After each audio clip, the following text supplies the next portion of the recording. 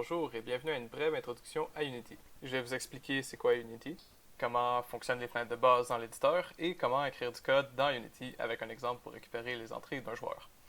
Donc pour ce qui est de l'installation, on va utiliser la version 2021.1.17F1. Donc pour l'installer sur vos ordinateurs, je vous suggère fortement d'installer le Unity Hub. Vous pouvez aller sur le site de Unity pour le télécharger. Une fois qu'il est installé, vous pouvez cliquer sur l'onglet Installs, ensuite Install Editor et sélectionner la bonne version de Unity. Si la version n'est pas disponible, vous pouvez aussi chercher dans Google avec le numéro de la version suivi de Unity et normalement, le premier lien, ça devrait contenir un lien qui va vous permettre de passer au Unity Hub pour faire l'installation. L'installation va vous suggérer d'installer Visual Studio. Si vous ne l'avez pas déjà, je vous recommande fortement de l'installer. Le debugger est très utile avec Unity, mais vous pouvez aussi utiliser autre chose si vous préférez. Une fois que Unity est installé, vous pouvez retourner dans l'onglet Projects du Unity Hub pour ouvrir avec Open un dossier qui contient un projet. Normalement, il devrait avoir les dossiers Assets, Packages ou Project Settings. Ou encore, vous pouvez créer un nouveau projet. Pour vous introduire à Unity, je vais créer un nouveau projet. Tout d'abord, Unity est basé sur une boucle d'exécution. C'est essentiellement un gros while.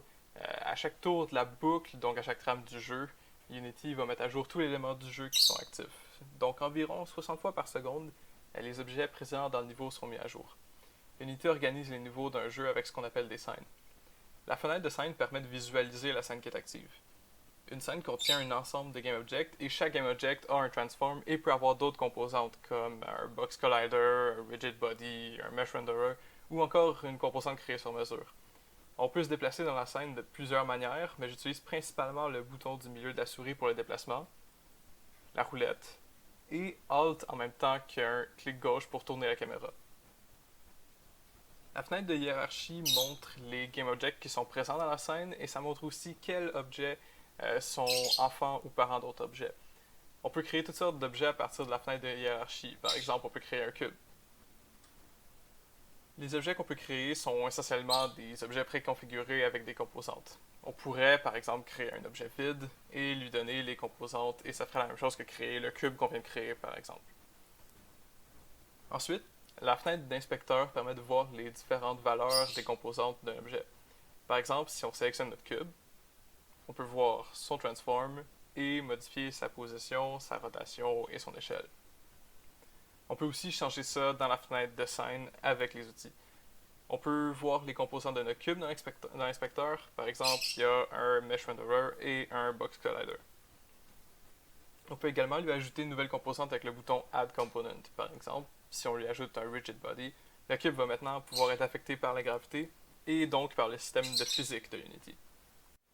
On peut aussi ajouter une nouvelle composante. Ça va créer un nouveau script à notre projet et l'ajouter au cube.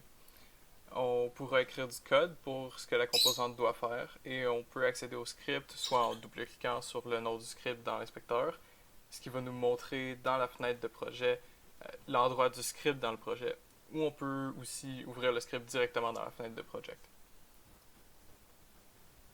La fenêtre de project contient tous les assets du jeu, que ce soit des modèles, des textures, des scènes ou du code. Beaucoup de fenêtres interagissent ensemble, mais une interaction entre la hiérarchie et le projet est très utile. On peut prendre notre cube et si on le glisse dans Project, ça va créer ce qu'on appelle un prefab. Essentiellement, ce que ça veut dire, c'est que notre cube a été sérialisé. Il est maintenant rendu un fichier qui va servir de sorte de moule qu'on peut utiliser pour créer plusieurs copies dans une scène. On peut donc modifier directement le prefab pour affecter toutes les instances dans une scène. On peut aussi, par exemple, instancier des prefabs pendant le jeu à partir du code. C'est extrêmement pratique si vous avez du code qui doit créer des objets. Par exemple, un personnage qui tire une flèche. La fenêtre de Game permet de voir ce qui est affiché à l'écran quand une personne va jouer au jeu. On peut tester le jeu avec cette fenêtre et j'aime beaucoup avoir la fenêtre de game et de scène visible en même temps pour avoir deux points de vue quand je teste le jeu. Toutes les fenêtres sont amovibles, donc vous pouvez les déplacer comme vous voulez. La dernière fenêtre que je vais vous montrer, c'est la fenêtre de console. C'est vraiment une fenêtre très très simple. Elle va vous indiquer les erreurs, les warnings ou des messages, souvent avec la provenance du message. Par exemple, si vous avez une erreur, le message va vous montrer exactement l'endroit dans le code où l'erreur a lieu.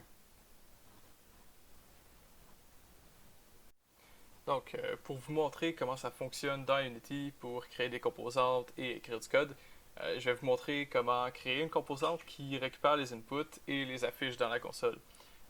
Tout d'abord, on peut consulter les inputs gérés par défaut en allant dans Edit, Project Settings et ensuite dans l'onglet Input Manager. Là, on peut voir ce que Unity appelle les axes. On peut créer un axe, on peut lui donner un nom et on peut déterminer un bouton positif et un bouton négatif qui va affecter l'axe.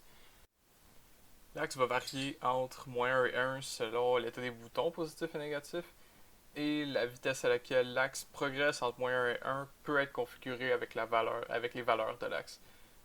Pour récupérer l'axe par code, il faut ajouter une composante à notre cube. Donc on va ajouter une composante. On peut l'appeler Input Component. Quand on clique sur la composante, Visual Studio va s'ouvrir.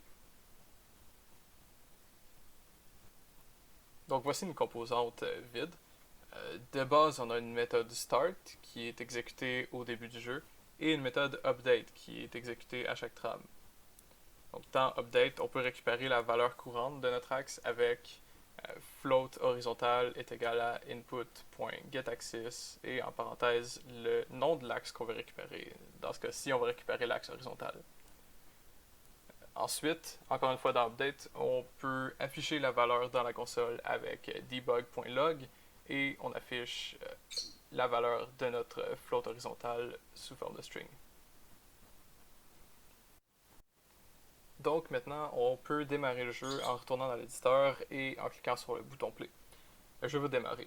Donc maintenant, quand on clique sur les boutons de l'axe horizontal, dans ce cas-ci, c'est les flèches par défaut ou également les boutons A et D, on peut voir les valeurs changer dans la console. Donc, ça fait le tour de ce qui est essentiel à savoir pour commencer à utiliser Unity. N'hésitez pas à me contacter si vous avez des questions.